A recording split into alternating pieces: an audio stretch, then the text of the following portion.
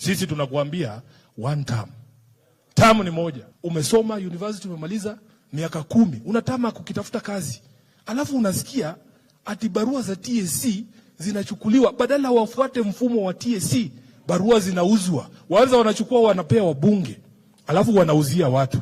Saila anaulizwa, Mheshimiwa Rais, una ushahidi gani kwamba hawa watu walinda mwananchi wanapewa pesa na Mheshimiwa Uhuru Kenyatta? Anasema hata yeye alisoma kwa gazeti.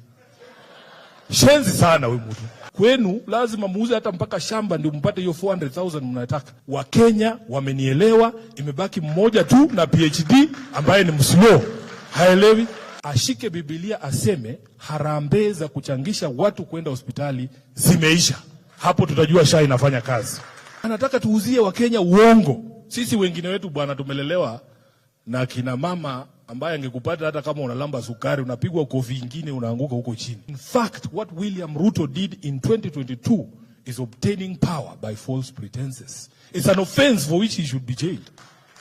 Develop relationships, develop friendships with people. The reason I had all these billboards, I used to be a lawyer in a billboard company. I know all these people. Hivyo tu, watu wanafikiria Usivuna ako na pesa sana.